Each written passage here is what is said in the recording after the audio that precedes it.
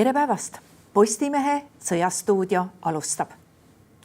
Täna öösel ründasid venelased droonide ja rakettidega Kiievit. Teada on, et vähemalt 15 inimest on seal surma saanud.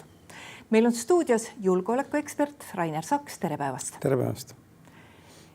Ukraina õhujõud on ka teatanud, et tänadises rünnakus ei suutnud Ukraina mitte ühtegi raketti võtta maha. See on nüüd see olukord, mida Ukraina on kogu aeg rääkinud, et neil on õhutõrjeraketti juurde vaja. Jah, tegelikult on siin jutt nüüd ühest konkreetsest tüübist õhutõrjeraketist, et Ukraina kasutab väga erinevaid õhutõrjesüsteeme, mida ta on saanud lääneriikidelt sõja alguses. Olid tal veel olemas need vanad nõukogudeaegsed S-300 süsteemid, aga need raketid said väga kiiresti otsa. Ja edasi on tarninud siis Prantsusmaa, Saksamaa, USA peamiselt erinevad õhutõrjesüsteeme. Ja nüüd see, millest on puudus, on siis need USA Patriot õhutõrjesüsteemile sobivad need PAK-3 raketid, mis siis on võimelised võtma alla ballistilisi rakette. Tänaõine rünnak Kiievile oli siis just eelkõige ballistiliste rakettidega läbi viidud rünnak. Ja võt nende konkreetselt ballistiliste rakettide vastu, mis on siis nagu laiemalt tuntud Iskanderid, on siis Ukrainal see tekkinud nüüd terav puudus nendest tõrjevahenditest. Et teist tüüpi rakettide nagu tiibrakettide tõrjumiseks on neil veel vahendid olemas. No mingisugusel hetkel NATO tippkohtumise ajal tekkis nagu juba korraks tunne, et kui rääkida sellest, et Ukraina võiks saada litsentsi nende Patriot-süsteemi rakettide tootmiseks, et siis USA andis mõista USA president, et Ukraina võiks nad saada. Praegu on küll kinnitatud, et mingisugust sellist asja ei ole ja siin viimasel päeval teil on tulnud kinnitus, et vähemalt mitte enne talve ei saa Ukraina seda kindlasti. Kas Ukrainal on üldse lootust, et USA sellise loa annab? Ei oska sellele küsimusele nii täpselt vastata. Ma saan aru, et USA president tõepoolest avaldas oma isiklikku soovi nagu seda litsentsi anda Ukrainale, aga nüüd nagu ikka sellistel puhkudel seal on nagu selgunud, et see ei ole nagu nii lihtne. Ja tegemist jälle peal lisaks tehnilises plaanis mitte ühe litsentsi, vaid väga paljude erinevate tehnoloogiliste komponentide litsentsidega, mis siis moodustavad sellise ühtse terviku, et see ei koosne ju ainult raketist see õhutõrjesüsteem, seal on radarid, igasugused muud vahendid, siis, mis selle kompleksi töövõimeliseks ja efektiivseks muudavad. Aga siin on tegemist juttu ainult sellest, et litsentsi alusel tootmisest, millise tootmise korraldamine käivitamine võtab veel omakorda aega.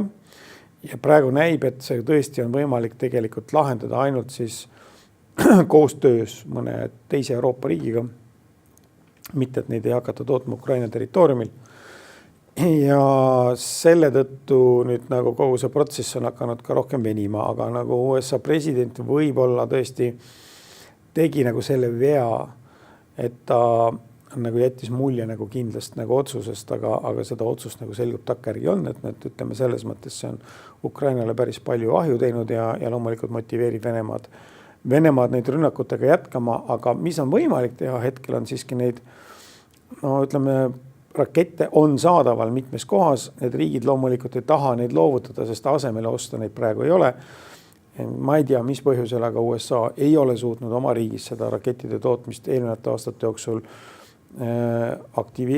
aktiveerida või suurendada ja nüüd on siis taustal on ka Iraani vastased rünnakud, õigemini Iraani rünnakute pärast ei ole tekkinud nende rakettide puudused Iraani vasturünnakute pärast, mis siis omakorda valdavalt on tegemist ballistiliste rakettide rünnakuga, mida Iraan ise toodab ja seal Pärsia lahe äärses piirkonnas, kus siis nad on rünnanud nii USA liitlasi kui USA baasi nende liitlaste territooriumil, siis erinevate Araabia riikide territooriumil, läheb neid rakette siis samamoodi vaja.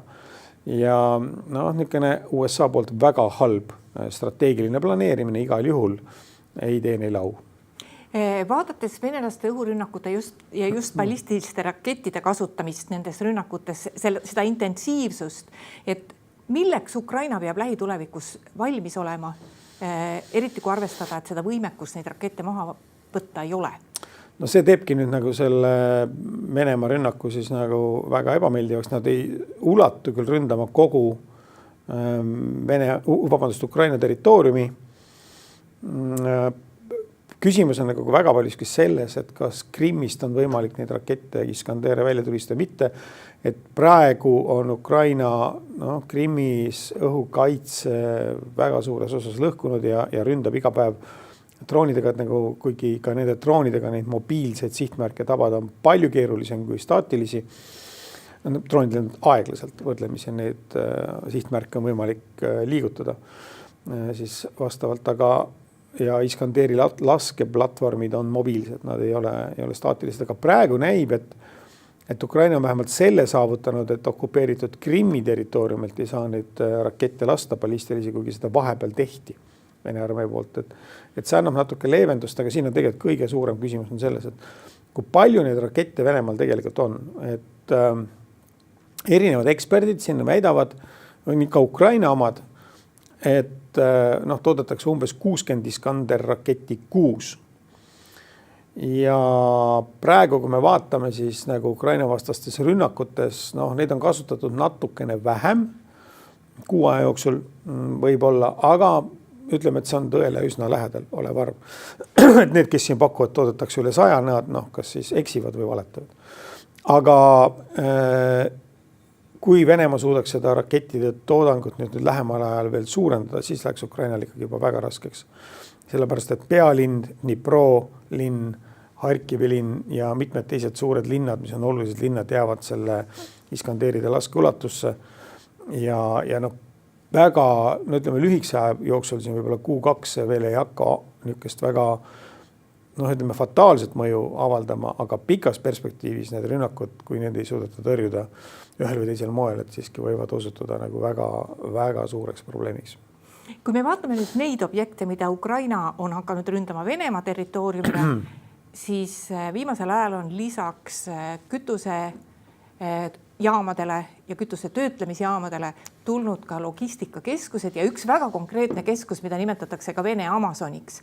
Et kas see on nüüd see sihtmärk, mille Ukraina on ette võtnud erinevates kohtades? Niimoodi näib, et ta üsna metoodiliselt ründab millegipärast just selle Wildberries firma ettevõtte või ladusid. Logistikakeskused on veel teine osoon, mille puhul on näha, et ühest ebaõnnestunud rünnakust on ilmunud sotsiaalmeedias pildid, aga teateid nagu osooni platvormi ründamisest nagu ei ole. Ma ei oska öelda, miks on Ukraina teinud sellise valiku, et ta ründab just seda Wildberries omad. Võib-olla seal Wildberries on rohkem kasutajaid, suuremad käibed, aga siin ikkagi eksperdid arvavad, et see põhiline põhjus on ikkagi põhjustada Venemaale probleeme rahavoogudes ja maksude kogumises. Et mitte niivõrd, et selle kaupade põletamine otseselt nagu mingisugust väga suurt efekti ei anna, kuigi Wildberriesi kaudu liiguvad Hiinast drooni mitmesugused komponendid ja lühiajaliselt see on kindlasti oluline, pikemas perspektiivis leitakse mingi teine võimalus, kuidas seda drooni komponente siis Venemaale tarnida. Aga praegusel hetkel jah, ikkagi nagu on see väga tõsine mõju siis nagu sellisele igapäeva äritegevusele Venemaal, et näib, et see on jah see eesmärk. Meil just on täna ilmunud Jaanus Piirsalu intervjuu Ukraina droonivägede juhiga, kes on ka öelnud, et nad teevad selle firma septembri keskel täiesti olematuks. Et ma sellest intervjuust loen välja, et nagu kolmandik neid ladusid on hävitatud. Seal on jah, nagu siin statistikat avaldatakse erinevat, et need, kes on nii-öelda siis need, kes üritavad Venemaa huvides blogida, siis nemad väidavad, et on jah vähe neid hävitatud, aga nad toovad siis selle kokkuvõttes on nagu siis see metoodika erinev. Et see, millest nüüd see Romano Provdi ehk Madjar räägib, et need on need suured logistikakeskused, mis on siis ehitatud üle kogu Venemaa. Nendest nüüd küll mingi 2 või 3 jäävad sellest Ukraina drooni laskeulatusest välja Siberisse, aga seal pole ka elanikkonda. Ja need suurtest on nüüd tõesti kolmandik on nüüd nagu pihta saanud, aga kui vaadata, siis sellel firmal on veel niisugused väikseid erinevaid igasuguseid punkte ja logistikakeskusi, ja need, kes siis nagu Venemaa huvides blogivad, ütlevad, et nad loevad kõik need nii-öelda asukohad kokku ja ütlevad, et siis nagu mingi 17% umbes on hävitatud, aga need väiksed logistikaüksused ei oma selle firma kestlikkuse seisukohast mitte mingit tähendust, et loevad need suured. On see midagi sellist, mis autokütuse kõrval võiks mõjutada Vene ühiskonda, Vene inimest? No praegu näib, et vaadates siis neid Venemaa inimeste reaktsioone, nii palju kui neid nagu meediasse on tulnud ja Venemaa valitsus võitleb väga kõvasti sellega, et neid reaktsioone nagu vähem ilmuks. Ja näiteks kütuse puhul on see nagu praktiliselt saavutatud, et neid kütuse puudusest kõnelevaid teavitusi nagu peaaegu ei ole, siis ikkagi neid inimesi, kelle igapäevane äritegevus kokku kukkus, on nagu väga suurel hulgal ja ma arvan, et siin võib rääkida miljonitest inimestest üle kogu Venemaa. Aga teine lugu on selles, et katkevad mingisugused rahavood ja tekivad võlgnevused, mida ei saa klaarida. Ja see ei ole nagu mitte ainult siis nagu selle Wildberry'se kui kompanii võlgnevused nende inimeste ees, kes on oma kaupadest ilma jäänud, sest Venemaal kohe Wildberry's võttis ka ju vastu otsuse, et neid hävitatud kaupasid ei kompenseerita. Aga see toob kaasa nagu siis sellise võlaahela nagu kasvamise, et see võib olla nagu üks see koht, mida siis nagu Ukraina üritab nüüd enne valimisi esile kutsuda, et oleks just valimised on 18, 19, 20 september Riigiduumasse, et siis enne neid valimisi oleks siis rahulolematus ja nüüd, mis ei ole mitte vähetähtis, et kui Wildberry's platvormi peal äri teevad valdavalt linnade ja suuremate linnade inimesed. Et see on siis nüüd nagu see kiht, kes on nagu siiamaale nagu Venemaa presidendiga nagu suhteliselt nagu rahulolev olnud. Ja nende rahulolematuse esilekutsumine võib siis tegelikult hakata mõjutama nagu siis ka sükest üldist õhkkonda Venemaal enne valimisi. Nii et ei ole väga palju jäänud, pisut üle kuu ja see on täpselt paras aeg. Ja jäänud on veel elektrienergia tarist, mille muidugi, mille lõhkumine on palju keerulisem kui siis nagu nafta või siis selle internetikaubanduse tarist. Kuidas praegu autokütusega Venemaal on? No see kõige suuremad probleemid on lahendatud välja arvatud Krimmis, kus nagu, mis on isoleeritud väga suuresti Ukraina droonirünnakute tõttu ja seal ei ole õnnestunud seda kütuse defitsiiti nagu täielikult likvideerida. Ja tegelikult Venemaa kasutab nagu 3 siis nagu mõjuhooba nagu selle kütuse probleemi lahendamiseks. Ja mis nagu näitab ka, et Venemaa ikkagi tänapäeval tegutseb hoopis teistmoodi kui Nõukogude-aegne Nõukogude Liit tegutses ja paljud võrdlevad, ma olen ise ka võrrelnud, et see olukord tervikuna nagu meenutab seda Nõukogude Liidu olukorda 80. lõpus, aga tegelikult ütleme see pealtnäha see on niimoodi, aga siin võib tuua näited, et esiteks nagu ei piirata kütuse väljamüügi hinda. See on lastud nagu vabaks ja siis kuna hind on tõusnud, siis nagu inimesed ostavad vähem kütust, järelikult on see nagu siis leevendav meede, siis on muidugi on need väljamüügipiirangud on jätkuvalt teatud tüüpi kütustele. Ja mis on nüüd tegelikult ka mitte väheoluline, siis on hakatud seda kütuse kvaliteeti lahjendama. Ehk teisisõnu, see on nagu siis ka üks leevendav meede, kuna tootmisest on välja löödud just need kõrgema oktaanarvuga kütusid tootvad ühikud, seal nafta rafineerimistehastes ja nende taastamine võtab väga kaua aega. Aga madalama oktaanarvuga see mõnda aega aitab, kuigi lõpuks lõhub see need autod, millega venemaalased sõidavad suures osas ja muidugi on suudetud ka logistikat nüüd nagu ümber korraldada. Nii et need asjad kokku siiski on nagu seda olukorda leevendanud, aga nagu ma aru saan, siis vähemalt üle kogu Venemaa need kütuse müügipiirangud ei ole lõppenud ja hind on siis väga kõrge, mis siis ka nagu aeg-ajalt tuleb nendes sotsiaalmeedia postitustes esile. Mis rindel toimub, et siin on Ukraina piirivalve just teatanud, et neil on andmeid, et venelased võivad täiendavalt põhja poolt sisse tungida? No ütleme niimoodi, et sellised jutte ikka nagu aeg-ajalt on kosta ja levib ja see on nagu Ukraina enda sõjaväelased ja piirivalvurid hakkasid arutlema nagu sel teemal, et Venemaa võib alustada uuesti sissetungi põhja poolt ja siin kaardi peal ongi, siin pole see linn ei ole märgitud, aga kuskil selles kohas siin asub Tšernihivi linn, mis siin on Tšernihivi oblasti siis piirid ja jutt käib siis, nagu te näete siin, osa see piirneb Valgevenega, siin on Koomeli linn, aga siis siin on ka Venemaaga, siis Brянski oblastiga piirnev ala. Ja nüüd see roheline, mis siin, ma ei tea, kus seda teleekraanil on näha, aga see roheline ala on nüüd see ala, mille Vene armee hõivas 2022. aasta veebruaris, kui nad üritasid siis Kiievile peal tungida siis 3 suunalt, ka Suumi linn jäi toona hõivamata, nagu nad vältisid nende väga suurte linnade hõivamist, aga siis Vene armee 2022. aasta aprillis siit täielikult taandus. Ja nüüd peale seda on siin piiriäärsetel aladel, mis on tehtud, on siis Vene armee on aeg-ajalt tulistanud seal piiriäärseid külalisid, valdavalt miinipildujatest, tänapäeval on see rohkem droonidega. Siis aeg-ajalt on siin olnud ka nagu nende diversiooniüksuste liikumist. Ja nüüd ukrainlased, kui nad väidavad, et Venemaa arustaks nagu uuesti pealetungi, siis nad hiljem ka ise täpsustasid, et Vene armee koondumist nagu siia piirkonda nagu praegu nagu märgata ei ole. Et maksimaalne, mis võib juhtuda, ongi see, et nagu mõnikord tuleb mõni diversiooniüksus, niisugune väike mingi kuni 5-meheline grupp ja siis üritab seal suure meedia kisa-kära saatel seal piirialadel midagi nagu korraldada. Aga tegelikult võib öelda, et hetkel nagu mingit sissetungi ohtu siit poolt küll ei ole. See võib teoreetiliselt tulla kõne alla peale seda, kui Venemaal peaks läbi viidama mobilisatsioon. Aga Tšernihivi suunas liikumine oleks tegelikult mõeldav ainult ühel põhjusel, et jätta muljet, et tahetakse uuesti minna Kiievi peale, aga sellel mitte mingit muud nagu mõtet ei ole. Aga mujal on liikumisi minimaalselt? Ütleme niimoodi, et rindejoon ikkagi nüüd sisuliselt selle aastanumbri sees on muutunud ainult natukene. Siin ütleme selle Pokrovske piirkonnas on siis siin. Ja Pokrovske linna ikkagi valdavas osas, seal võib-olla selle linna põhjaservas on veel Ukraina mingisugused väiksed kontrollitud alasid, et selle Pokrovske linna on Vene armee siis nagu enda kontrolli alla saanud ja siis siin nagu ütleme, kas siin selles piirkonnas on Vene armee suutnud natukene edasi liikuda kogu selle aasta jooksul, ma räägin siis valutanud ühe väikse Siiverski linna ja liikunud veidi siis Slavjanski linna suunas.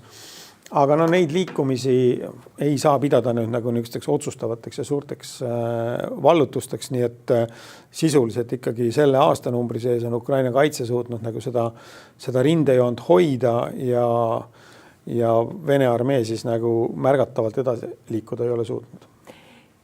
Praegu on teada, et USA presidendi eriesindajad peaksid augustikuus külastama Kiievit. Kas see võiks tähendada, et lähikuudel toimuvad rahuläbirääkimiste või vaherahuläbirääkimiste osas mingid liikumised? Ukraina president on öelnud, et tema on valmis igasuguses formaadis rääkima. Raske öelda selles mõttes, et ma ei näe, et USA tegutseks aktiivselt selle läbirääkimiste konkreetse agendaga või selle taastamise nimel.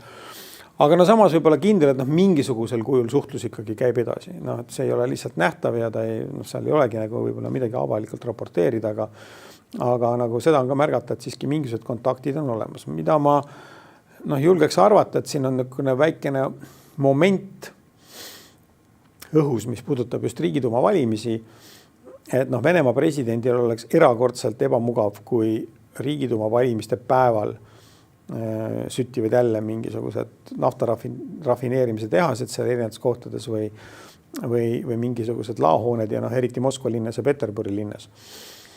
Ja võib eeldada, et Venemaa praegu püüab nende ballistiliste rakettide rünnakuga kutsuda esile nagu sellist Ukraina järeleandmist, aga seal septembri keskpaigas tuleks ikkagi eeldada, et ka Venemaa presidendil on vaja mingit kas või nagu tulevahetuse peatamist nagu seal nädalakeseks või natuke lühemaks perioodiks.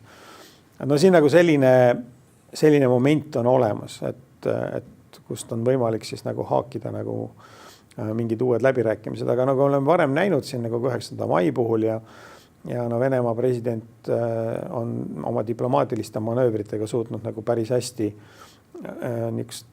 järeleandmisi tegemata siiski nagu oma need taktikalised eesmärgid saavutada, et 9. mail oli väike vaherahu, mis ikkagi nagu kokkuvõttes ju suruti Ukrainale peale, kuigi Ukraina üritas seda meedias välja mängida nagu sellise Ukraina poolse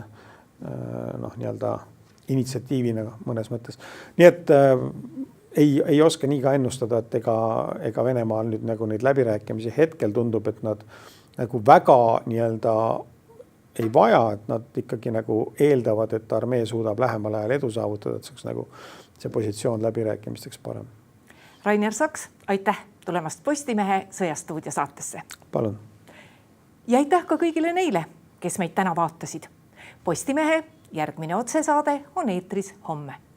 Seniks lugege uudiseid postimees.ee. Aitäh!